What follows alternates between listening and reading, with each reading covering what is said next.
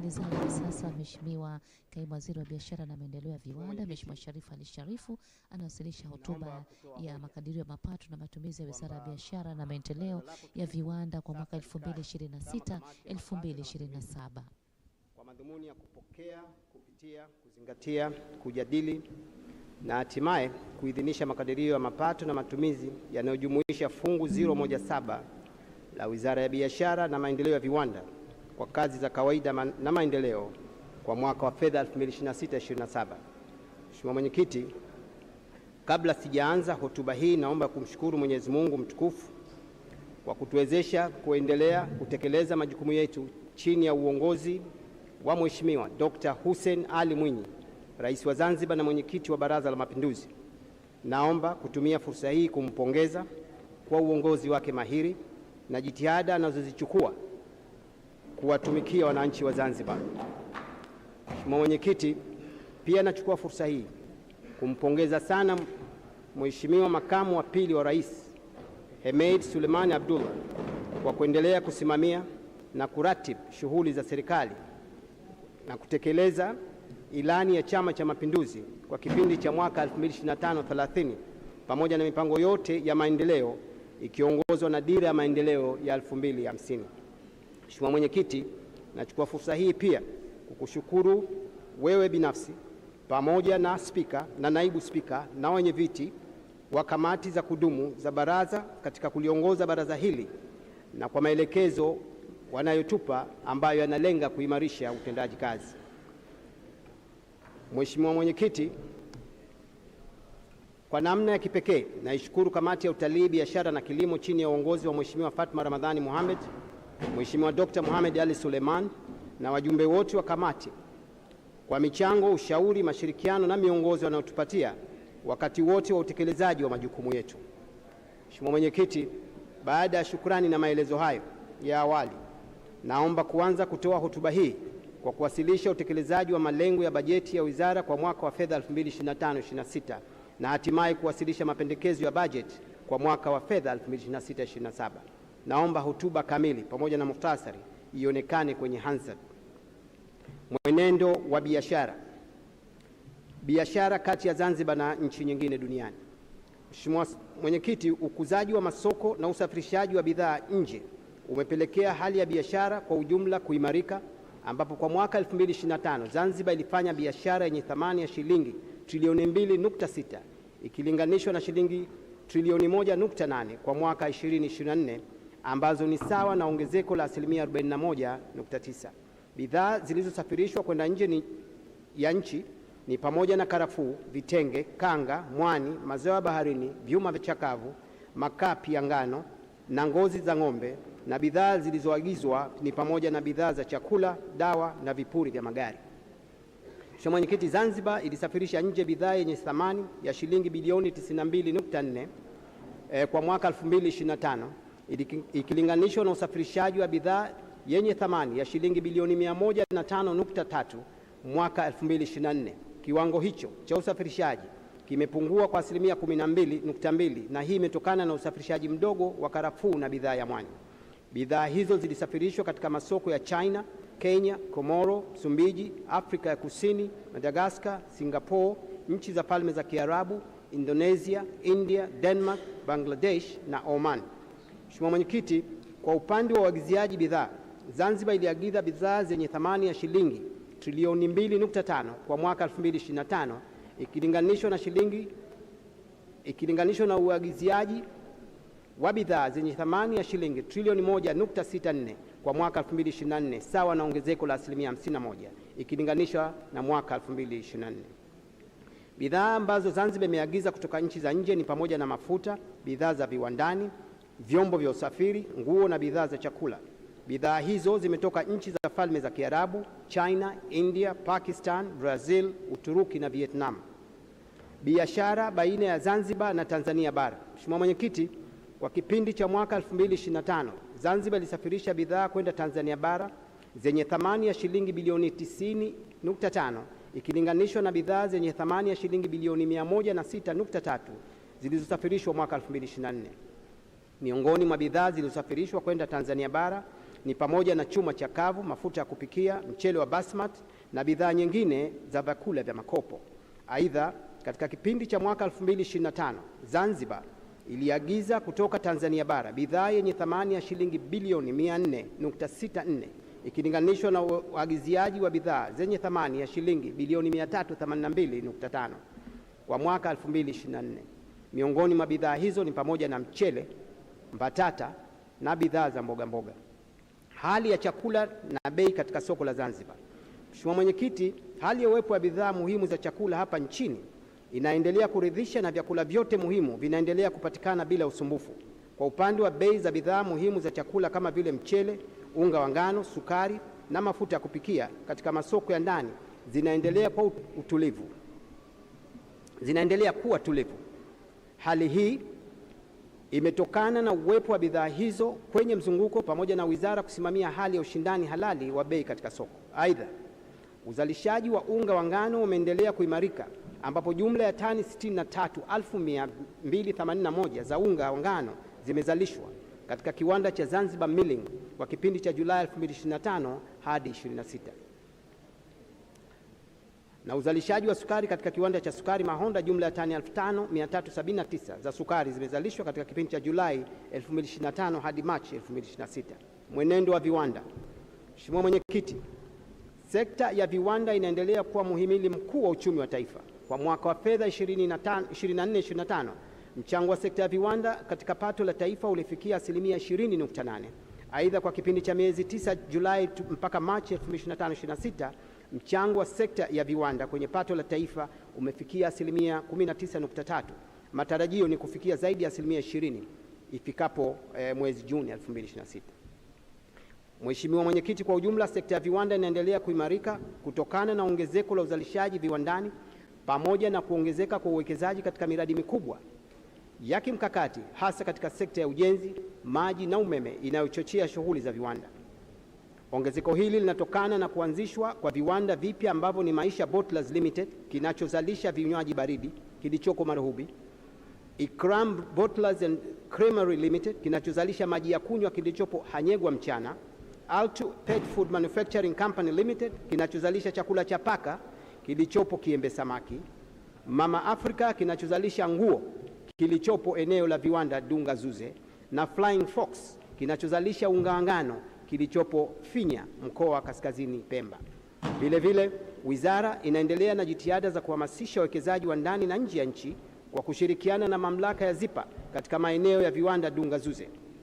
Katika jitihada hizo, jumla ya wawekezaji 22 wameshajitokeza. Kati ya hao wawekezaji 12 tayari wamepatiwa maeneo na tayari 5 wameshaanza ujenzi wa miradi katika eneo la viwanda Dunga ambao ni Rayson Enterprise Limited Africa Biochem Limited, Nat Traders Limited, Arenist Group, Z Company Limited na Eco Pro Company Limited. Mheshimiwa Mwenyekiti, Zanbreed Limited ni mradi mkubwa wa uwekezaji katika sekta ya ufugaji uliopo Kitope. Mradi huu umesajiliwa rasmi tarehe 13 Juni 2022 ukiwa na mtaji wa kiasi cha dola za Kimarekani milioni 105. Mradi huu unatarajiwa kuzalisha jumla ya ajira 1000. Miundombinu ya mradi huu inajumuisha mabanda 8 yenye uwezo wa kuzalisha kuku 800,000 kwa mwezi. Aidha, mradi unatoa huduma nyingine muhimu za kimkakati zikiwemo kiwanda cha nafaka, kliniki na maabara ya kuku pamoja na mfumo wa kisasa wa kuchakata maji taka. Mheshimiwa Mwenyekiti, kiwanda cha Zanzibar Milling Corporation kimezalisha jumla ya tani 63,281 za unga wa ngano na tani 19,098 za pumba kwa mwaka wa fedha 25/26 ikilinganishwa na tani 56,785 za unga wa ngano na tani 17,686 za pumba kwa mwaka 24/25. Ongezeko hilo ni sawa na asilimia 11.4 kwa unga wa ngano na asilimia 0.1 kwa pumba. Aidha, kiwanda kimeajiri jumla ya wafanyakazi 213. Mheshimiwa Mwenyekiti, kiwanda cha sukari Mahonda kimepanga kuzalisha tani 6,179 za sukari kwa mwaka 25/26 ambapo hadi kufikia mwezi wa Machi 26 kimeweza kuzalisha tani 5,379 za sukari ikilinganishwa na mwaka 2024-25 ambapo kiwanda ilijipangia kuzalisha tani 9,000 za sukari, lakini hadi kufikia Machi 25 tani 7,900 za sukari zilizalishwa. Kiwanda kimeajiri jumla ya wafanyakazi 120. Mheshimiwa Mwenyekiti, kiwanda cha Drop of Zanzibar kimeweza kuzalisha lita 52,357,030 za maji ya kunywa kwa mwaka 25-26 ukilinganisha na lita 1,49,292,080 kwa mwaka 24-25. Hili ni ongezeko la 6.2%. Kiwanda kimeajiri jumla ya wafanyakazi 500. Kiwanda kimeajiri jumla ya wafanyakazi 85. Mheshimiwa Mwenyekiti, kiwanda cha Zainab Bottlers kimeweza kuzalisha lita 30,350,055 za maji ya kunywa kwa mwaka 25-26 ukilinganisha na lita 24,431,899 kwa mwaka 24-25 ambayo ni sawa na ongezeko la 24%. Aidha, kiwanda kimeajiri jumla ya wafanyakazi 268. Mheshimiwa Mwenyekiti, pamoja na viwanda vilivyotajwa hapo juu, wizara inathamini juhudi zinazofanywa na viwanda vingine vidogo vyenye kuzalisha bidhaa za aina mbalimbali ikiwemo samani, vifunganisho, uzalishaji wa chumvi, uchakataji wa matunda, mwani na viungo. Vipaumbele vya wizara na taasisi kwa mwaka 2025-26. Mheshimiwa Mwenyekiti, kwa mwaka wa fedha 25-26 wizara ilipanga kutekeleza vipaumbele katika maeneo makuu matatu ambayo yalilenga kuimarisha sekta ya viwanda, kuimarisha sekta ya biashara na kutafuta masoko pamoja na kuboresha mazingira ya ufanyaji wa biashara na utoaji wa huduma. Vipaumbele hivi vimetekelezwa kupitia idara na taasisi zilizo chini ya wizara. Utekelezaji wa majukumu ya msingi ya wizara kwa kipindi cha Julai 25 hadi Machi 26. Mheshimiwa Mwenyekiti, kwa mwaka wa fedha 25-26 wizara inatekeleza majukumu yake kupitia idara na taasisi zilizo chini ya wizara ambazo ni Tume ya Ushindani Halali wa Biashara, Baraza la Taifa la Biashara, Wakala wa Vipimo, Mamlaka ya Usimamizi na Udhibiti wa Mfumo wa Utoaji Leseni za Biashara, Baraza la Ushindani Halali wa Biashara na Afisi ya Msajili wa Haki Miliki.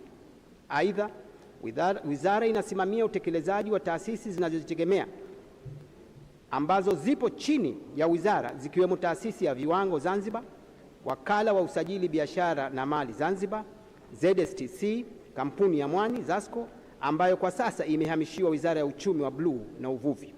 Mheshimiwa Mwenyekiti, muundo na majukumu ya Wizara ya Biashara na Maendeleo ya Viwanda yanapatikana katika ukurasa wa 9 hadi 41 wa hotuba yangu. Upatikanaji wa fedha za matumizi ya kawaida na maendeleo kwa mwaka wa fedha 25-26. Mheshimiwa Mwenyekiti, wizara kwa mwaka wa fedha 25-26 iliidhinishiwa matumizi ya jumla ya shilingi bilioni 57.55 kwa ajili ya kutekeleza programu zake.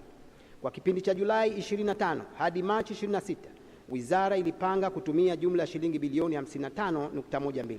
Lakini hadi kufikia 2026, wizara imetumia jumla ya shilingi bilioni 19.55 ambayo ni sawa na 35% ya makadirio ya Julai hadi Machi 25-26. Mheshimiwa Mwenyekiti, kati ya fedha zilizopatikana jumla ya shilingi bilioni 2.54 sawa na 13% ziliingizwa kwa ajili ya mishahara. Shilingi bilioni 12.66 sawa na 65% ziliingizwa kwa ajili ya kazi za maendeleo. Shilingi bilioni 3.66 na 19% ziliingizwa kwa matumizi ya ruzuku na shilingi milioni 674.34 sawa na 3% ziliingizwa kwa kazi za kawaida. Ukusanyaji wa mapato kwa mwaka wa fedha 25-26. Mheshimiwa Mwenyekiti, wizara kwa mwaka wa fedha 25-26 ilikadiriwa kukusanya jumla ya shilingi bilioni 3.51 kutokana na vyanzo vyake vya mapato na huduma zinazotolewa. Katika kipindi cha Julai 25 hadi Machi 26, wizara ilipanga kukusanya shilingi bilioni 2.82 na hadi kufikia Machi 2026 shilingi bilioni 1.26 zilikusanywa na kuingizwa katika mfuko mkuu wa serikali ambao ni sawa na 45% ya makadirio ya makusanyo ya miezi 9. Mheshimiwa Spika, maelezo ya mapato na matumizi yanapatikana katika ukurasa wa 12 hadi 13 wa hotuba hii. Mafanikio katika ukusanyaji wa mapato. Mheshimiwa Spika, Mheshimiwa Mwenyekiti, kwa kipindi cha mwaka 25-26 wizara kupitia taasisi zake imefanikiwa kuongeza wigo wa ukusanyaji wa mapato kwa kuboresha mifumo ya usajili wa biashara na mali, kuongeza vituo vya usajili wa biashara eneo la Paje na kusimamia ubora wa bidhaa na huduma katika soko la ndani. Changamoto katika ukusanyaji wa mapato. Mheshimiwa Mwenyekiti, changamoto zinazokabili wizara zinapatikana katika ukurasa wa 13 hadi 14 wa hotuba. Utekelezaji wa miradi ya maendeleo kwa mwaka 25-26. Mheshimiwa Spika, kwa mwaka wa fedha 25-26 wizara imetekeleza miradi mitatu na programu moja ambayo ni mradi wa kuanzisha na kuendeleza maeneo ya viwanda industrial parks na mradi wa kuendeleza vituo vya biashara na maonyesho Zanzibar. Aidha, wizara imetekeleza mradi wa kuimarisha taasisi za viwango ZBS pamoja na kuratibu utekelezaji wa programu ya kuimarisha biashara na kuongeza ufanisi. Mheshimiwa Mwenyekiti, utekelezaji halisi wa miradi ikijumuisha fedha za miradi na maendeleo inaonekana katika ukurasa wa 14 hadi 18 wa hotuba yangu. Utekelezaji wa programu kuu na programu ndogo kwa kipindi cha Julai 25 hadi Machi 26. Mheshimiwa Mwenyekiti, wizara imefanikiwa kutekeleza shughuli zake kupitia programu kuu 3 na programu ndogo 8 ambazo ni programu kuu ya uendeshaji na uratibu wa wizara inayojumuisha programu ndogo za mipango, utawala na uendeshaji na uratibu wa ofisi kuu Pemba, programu kuu ya maendeleo ya viwanda inayojumuisha programu ndogo ya ukuzaji viwanda na maendeleo ya ujasiriamali, programu kuu ya uwekezaji na uendelezaji wa biashara inayojumuisha programu ndogo za ukuzaji masoko, uwezeshaji biashara na utengamano. Miongoni mwa mafanikio ya utekelezaji wa programu hizo ni kama ifuatavyo. Kwanza, wizara imefanikiwa kuendeleza miundombinu ya ujenzi wa tangi la maji kwa kuchimba visima viwili vya maji katika eneo la viwanda cha Manangwe ambapo ujenzi huo umefikia asilimia 42.39. Aidha, wizara imefanikiwa kulipima na kuliweka alama eneo la ziada la viwanda Dunge Zuze hekta 243 ikiwa ni ziada ya hekta 62.3 za awali. 2. Imefanikiwa kuimarisha miundombinu ya maji na kuanza ujenzi wa eneo la chakula pamoja na kufanya maonyesho ya 12 ya kimataifa na wafanyabiashara 316 walishiriki. 3. Wizara imeshiriki mikutano 21 ya majadiliano ikiwemo mikutano ya kimataifa 8 na kikanda 9, kitaifa 9 na kikanda 4. 4. Wizara imefanya ukaguzi katika maeneo ya biashara 89 na kutoa hati za usajili wa biashara 157 pamoja na kutoa vibali vya usafirishaji wa mizigo 288. 5. Wizara imeandaa rasimu ya mkakati wa mauzo ya nje wa Zanzibar. 6. Wizara imekamilisha uundaji wa sera ya miliki bunifu na sasa ipo tayari kwa utekelezaji. 7. Wizara imefanya mapitio ya mpango wa rasilimali watu. 8. Jumla ya wafanyakazi 44 wamepatiwa likizo za kawaida na kupata stahiki zao. 9. Hakimiliki 257 zimesajiliwa na wamiliki wapya 11 wa hakimiliki wamesajiliwa katika kazi za sanaa na ubunifu. 10. Wizara imeratibu majukwaa ya majadiliano kwa kufanya mikutano ya mabaraza ya mikoa na kamati tendaji. 11. Wizara imefanya vikao na taasisi 13 kwa lengo la kuunganisha baadhi ya ada na tozo za maduka ya dawa na biashara za hoteli za kitalii. 12. Imefanya ukaguzi wa bidhaa za vyakula ambapo maduka 1062, maghala 65 na supermarket 65 zimekaguliwa na kubainika bidhaa zisizo salama tani 26.8 na ambazo zimeteketezwa na tani 25.3 zinasubiri hatua za kisheria zikamilike. 13. Uhakiki wa mizani 1659, mita mafuta 592, magari ya kusambazia mafuta vituoni 60, matangi ya mafuta 56, gesi ya matumizi ya nyumbani tani 11,275, mita za bohari na mita za uwanja wa ndege 60 na lita za mafuta 242,763,093 kutoka nje ya nchi zimehakikiwa. 14. Uimarishaji wa mfumo wa uwasilishaji mashauri ya rufaa kwa baraza kwa maana ya TAMS umefanyika kwa kuongeza muda wa kibali na matumizi. 15. Kwa upande wa Pemba imesimamia maslahi ya wafanyakazi, kusimamia uratibu wa shughuli za wizara Pemba pamoja na kufanya uhamasishaji wa viwanda kuhamia katika mitaa ya viwanda ili kupunguza changamoto ya uwekezaji wa viwanda unaofanywa katika maeneo ya makazi ya watu. Mheshimiwa Mwenyekiti, maelezo kamili ya utekelezaji wa programu kuu ndogo, kuu na ndogo, ikijumuisha fedha na upatikanaji katika ukurasa zitapatikana katika ukurasa 18 hadi 41 ya hotuba yangu. Utekelezaji wa bajeti kwa taasisi zinazojitegemea kwa kipindi cha Julai 2025 hadi Machi 26. Mheshimiwa Mwenyekiti, Wizara inasimamia utekelezaji wa taasisi ya viwango Zanzibar, Wakala Usajili Biashara na Mali Zanzibar na Shirika la Biashara la Taifa ZSTC. Wizara kupitia taasisi ya viwango Zanzibar imefanikiwa kutekeleza shughuli zifuatazo. Kwanza, ukaguzi wa bidhaa 613 umefanyika na kupatiwa vyeti vya ubora. Ukaguzi wa kontena 10,755 za futi 40, kontena 13,462 za futi 20 umefanyika, na ukaguzi wa gari 5,356, pikipiki 13,083, mafuta ya nishati lita 240,862,199 kupitia mfumo wa Destination Inspection yani DI umefanyika. 2. Ukaguzi wa shehena 7,436 za bidhaa katika uwanja wa ndege wa Amani Abedi Karume umefanyika. Aidha, jumla ya kaguzi 45 zilifanyika masokoni. 3. Sampuli 2,428 za bidhaa zimepokelewa na kufanyiwa uchunguzi wa kimaabara. Kati ya hizo sampuli za bidhaa 433 hazikukidhi matakwa ya kiwango husika. Mheshimiwa Spika, Mwenyekiti, maelekezo kamili ya utekelezaji wa ZBS ikijumuisha fedha unapatikana katika ukurasa wa 41-43 wa hotuba yangu. Mheshimiwa Mwenyekiti, Wizara kupitia Wakala wa Usajili Biashara na Mali yani BPRA imefanikiwa kutekeleza shughuli zifuatazo. Imesajili kampuni 1239, pia imesajili majina ya biashara 1631 na mali ubunifu yani alama za biashara 1070 na nyaraka 9952. Pia mfumo wa usajili wa biashara na mali yani Online Registration Services ORS umeboreshwa pamoja na kufanya ununuzi wa platform ya huduma kwa wateja na matangazo ya tovuti. Pia uhamasishaji wa umuhimu wa usajili wa logo katika biashara umefanyika. Aidha, mafunzo kwa masheha kuhusu shughuli zinazofanywa na wakala zimefanyika. Mheshimiwa Mwenyekiti, maelezo kamili ya utekelezaji wa BPRA ikijumuisha fedha na upatikanaji inaonekana katika urasa wa 43 hadi 45 wa hotuba yangu. Mheshimiwa Mwenyekiti, Wizara kupitia ZSTC imefanikiwa kutekeleza yafuatayo.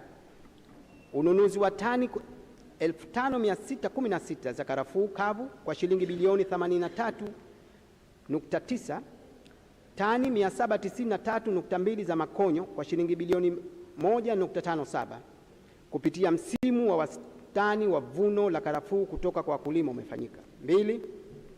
Shirika limezalisha jumla ya lita 1,598 za mafuta yatokanayo na mdalasini, mchaichai, mrehani na mkaratusi. 3. Shirika limenunua miche 113,531 za mikarafuu yenye thamani ya shilingi milioni 113.53 na kugawa kwa wakulima Unguja na Pemba bure. Mheshimiwa Mwenyekiti, maelezo kamili ya utekelezaji wa ZSTC ikijumuisha fedha unapatikana katika ukurasa wa 45 hadi 47 wa hotuba yangu. Mheshimiwa Mwenyekiti, Wizara kupitia kampuni ya mwani Zanzibar yani ZASCO imefanikiwa kutekeleza shughuli zifuatazo. Kampuni imekamilisha taratibu za kumpata mzabuni wa kusambaza mashine za kusarifu mwani. Kukamilika kwa taratibu hizo kumepelekea kufanikisha malipo kwa wazabuni wa mitambo ya kuchakata mwani kwa ajili ya kiwanda cha mwani cha Chamanangwe Pemba. Mitambo hiyo inatarajiwa kuwasili nchini hivi karibuni. Kampuni inaendelea na majadiliano ya uwekezaji na kampuni ya Mdaa X kwa ajili ya kuingia katika ushirikiano wa kuanzisha kiwanda cha kusarifu mwani Unguja.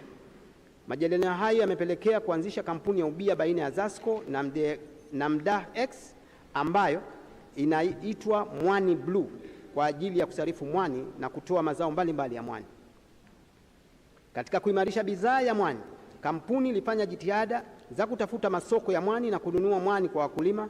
Katika kipindi cha miezi 9, kampuni imenunua tani 63.5 za mwani. Mheshimiwa Spika, maelezo kamili ya utekelezaji wa ZASCO inaonekana katika ukurasa 47 hadi 50. Maelekezo ya vipaumbele vya matumizi ya wizara kwa mwaka wa fedha 26/27. Mheshimiwa Mwenyekiti, Kwa mwaka wa fedha 2026/27 wizara itaendelea kutekeleza programu kuu 3 kama zilivyotajwa hapo awali, na programu hizi zimepanga kutekeleza vipaumbele vifuatavyo. Kwanza, kuendeleza maeneo ya viwanda Dungazuze na Chamanangwe.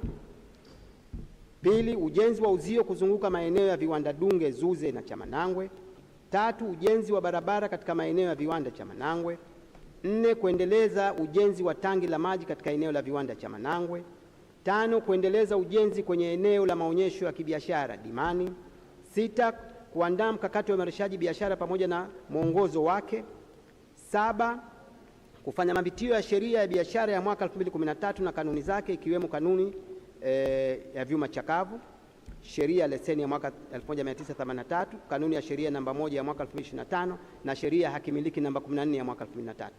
8, kufanya mapitio ya mpango mkakati wa wizara, mpango mkakati wa mamlaka ya usimamizi na udhibiti wa utoaji leseni za biashara na mpango mkakati wa afisi ya msajili wa hakimiliki.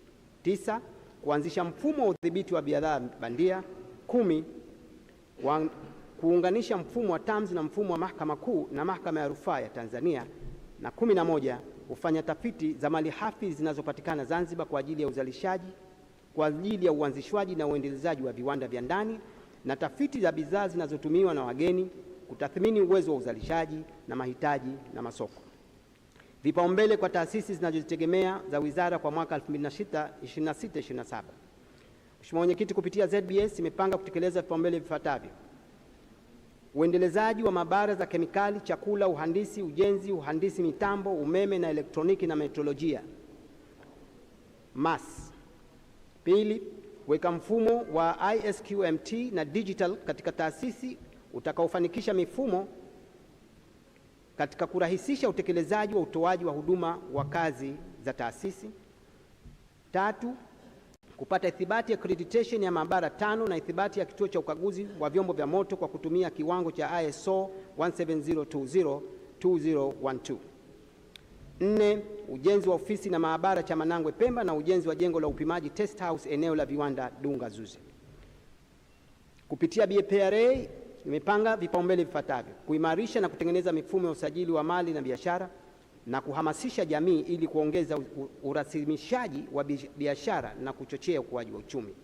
Kupitia ZSTC imepanga kutekeleza vipaumbele vifuatavyo: shirika linatarajia kuuza kiasi ya tani 2964 kwa wastani wa bei ya dola za Kimarekani 7200 kwa tani moja. Shirika linatarajia kununua tani 600 za makonyo makavu kwa wastani wa bei ya shilingi 2000 kwa kilo. Shirika linatarajia kuzalisha mafuta ya mimea ya aina mbalimbali na kufanya ujenzi wa maghala kwa ajili ya ukodishwaji. Hitimisho na shukurani. Mheshimiwa Mwenyekiti, naomba kutoa shukurani zangu za dhati kwa taasisi za ndani na nje ya nchi zifuatazo: UNDP, Exim Bank, UNIDO, WIPO, Trademark Africa, WTO, TanTrade, ZNNCC, wafanyabiashara na wawekezaji wa viwanda wote wakubwa na wadogo, kampuni ya Yas, BOT, PBZ, shirika la utangazaji Zanzibar na PDB. Napenda nichukue fursa hii kuwapongeza kwa dhati wafanyakazi wote wa Wizara ya Biashara na Maendeleo ya Viwanda kwa kazi kubwa yenye ufanisi mzuri. Napenda kuwapongeza wafanyakazi wote walioshiriki katika maandalizi ya hotuba hii kwa kazi nzuri walioifanya. Aidha, napenda niwashukuru viongozi wa wizara, Dr. Habiba Hassan Omar, Katibu Mkuu, Naibu Katibu Mkuu Dr. Said Seif, wakuu wa taasisi wote, wakurugenzi, hususan mkurugenzi Jamila, mkurugenzi wa mipango, kwa kazi kubwa waliofanya, na wakurugenzi wengine na watendaji wote wa wizara kwa mashirikiano wanaonipa katika kutekeleza majukumu yangu. Mwelekeo wa mapato na matumizi ya wizara kwa mwaka 2026/27. Ili kuweza kutekeleza malengo yaliyokusudiwa, naliomba baraza lako kuidhinisha mapato na matumizi ya Wizara ya Biashara na Maendeleo ya Viwanda kupitia fungu 017 kama ifuatavyo. Mheshimiwa Mwenyekiti, ili Wizara ya Biashara na Maendeleo ya Viwanda iweze kutekeleza malengo yake, naliomba baraza lako kuidhinisha matumizi ya shilingi bilioni 49.95. Kati ya fedha hizo, shilingi bilioni 2.94 kwa matumizi ya kazi za kawaida, shilingi bilioni 3.26 kwa malipo ya mishahara na shilingi bilioni 34.26 kwa kazi za maendeleo. Aidha, shilingi bilioni 9.48 kwa ajili ya ruzuku ya mishahara na kazi za kawaida kwa taasisi za wizara. Mheshimiwa Mwenyekiti, wizara inaliomba baraza lako kuidhinisha mapato ya shilingi bilioni 3 kuchangia mfuko mkuu wa serikali. Mheshimiwa Mwenyekiti na waheshimiwa wajumbe, na kushukuruni sana kwa kunisikiliza na naomba kutoa hoja. Asante sana Mheshimiwa Waziri, hoja imetolewa. Kwanza nichukue fursa hii kukushukuru kwa dhati kwa uwasilishaji wako mzuri ambao umezingatia muda na kutamka Kiswahili kwa ufasaha na kwa ufupi. Baada ya maelezo hayo, ni muombe mwenyekiti wa kamati ya utalii, biashara na kilimo kwa ajili ya kutoa hotuba ya maoni ya kamati ya utalii, biashara na kilimo kuhusu makadirio ya mapato na matumizi ya Wizara ya Biashara na Maendeleo ya Viwanda kwa mwaka 2026-2027. Karibu.